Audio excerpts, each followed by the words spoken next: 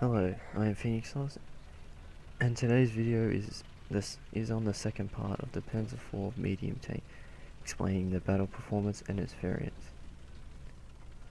The Panzer IV had served on all German fronts with the exception of Norway, from the invasion of Poland in 1939 to the defence of Berlin in 1945. The Panzer IV made its debut with the invasion of Poland in September 1st, 1939. The Panzer IV achieved its role as a support tank effectively, where it was able to knock out gun emplacements and fortified position, but it was soon felt the armour was too thin. The armour thickness was addressed in the next models. The Panzer IV was never sent to Norway, making the next operation the invasion of France and the Low Countries.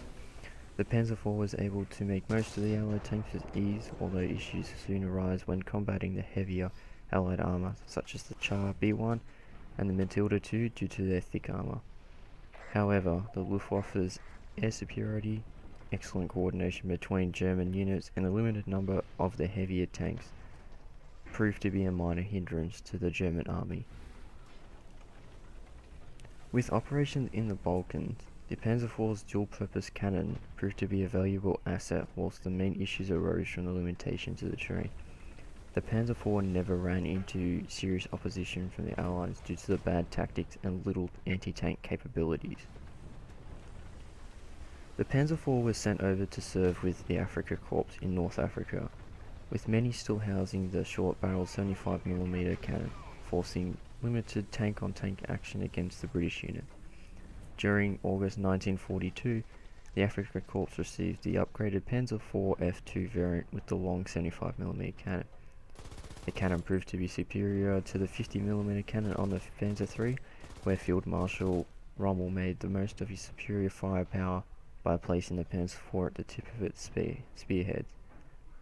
The Afrika Korps did receive the G variant, along with a few Tigers in Tunisia in 1943, but was too late, as the Allies had material superiority.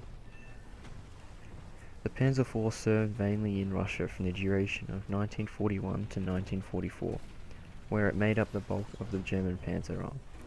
Operation Barbarossa, the invasion of Russia, had many of the Panzer IV's main armour upgraded to the long-barrel 75mm cannon, while some units still used the short 75mm cannon for support. The ability to destroy the T-34 and KV-1 with the long 75mm cannon from ranges in excess of 500 meters made the Panzer IV a valuable asset.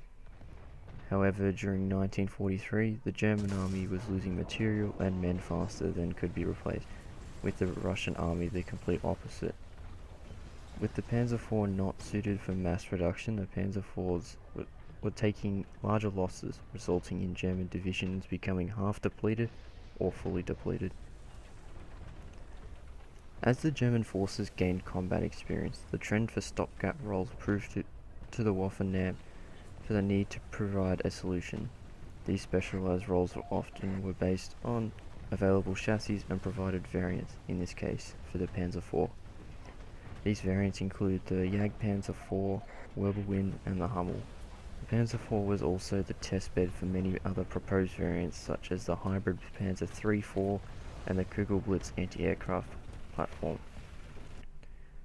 The Jagdpanzer IV was the result of a need to replace the aging Sturmgeschütz III, which led to a new generation of specialized tank hunters, as were designed to be low profile, heavily armoured, and to house a very powerful armament and a limited traverse gun mount. This design was led by the Vonmag manufacturers, which proposed a new silhouette tank destroyer. The main armament of the Jagdpanzer IV was 75mm Pak 39 L48 cannon with a 7.92mm MG42 machine gun. The armour ranged from 60mm on the front, which was later thickened to 80mm, 30mm on the side protected by side skirts, and 20mm on the rear. The weight ranged between 24 tons on the initial model to 25 tons on the last modification.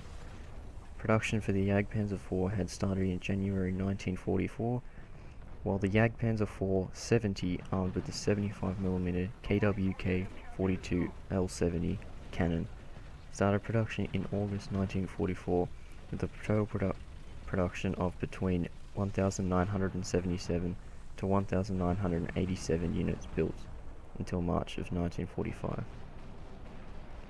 The Jagdpanzer IV served as a great stopgap measure where the German engineers and designers were able to make proper use of the Panzer IV's chassis, specializing in the tank destroyer role. During the later stages of World War II, the German Air Force, Luftwaffe, lost superiority of the skies, and the need for a self-propelled anti-aircraft gun was paramount. The solution was proposed by Karl Kruse in mid-1944, called the Wirbelwind. The Wirbelwind was to mount four 20mm Flak 38 cannons in a 9-sided turret, with the rooftop removed due to the vast amount of smoke produced when firing.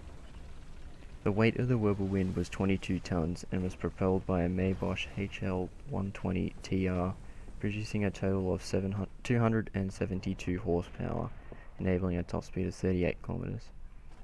The Wirbelwind was great at providing a high fire rate and effective anti-aircraft fire due to the multiple 20mm cannons, but the advantages were overtaken by the disadvantages of the smaller number of Wirbelwinds available to equip the German army before World War II finished, with only 87 units built. The German artillery units throughout World War II were mainly equipped with horse-drawn or towed field guns such as the 105mm Blücher field howitzer. However, there was an initiative to design a mobile artillery carrier from the lessons learned on the Eastern Front in 1941.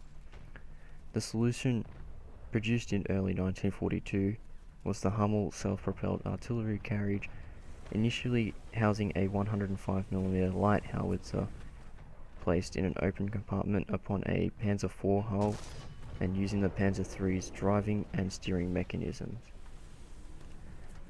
In July of 1942, the 105mm gun was replaced by the 150mm Swehr field howitzer 18 with the muzzle brake removed. In order to fit the howitzer, the fighting compartment was moved backwards while the engine was moved to a central position. The crew consisted of a driver, a commander, and 4 gunners. The Hummel was produced by Elket and Deutsche Eisenwerke, which began in late 1942 and lasted till 1944. The total number of Hummels produced was between 666 to 724 units, built before production ceased. The weight of the Hummel was 24.3 tons and was propelled by a Maybach 120 TRM, producing 265 horsepower with a top speed of 42 kilometers. The Hummel made its debut at Kursk during Operation Citadel in July of 1943, with 100 in service at the time. The Hummel proved to be an excellent interim solution, but had a shortcoming of limited availability for frontline units. Although the Panzer IV was theoretically designed to coexist with the Panzer III as a support tank, the Panzer IV became the most widely used tank in the German army during World War II, with many variants produced and proved to be a great medium tank. But the Panzer IV suffered from a narrow design scope, a disadvantage in hindsight. With all the advantages and disadvantages combined, the Panzer IV would become a world-famous tank. This is Phoenix Oz. I hope you enjoyed this video series, and it will continue with the next video explaining the Panzer V Panther.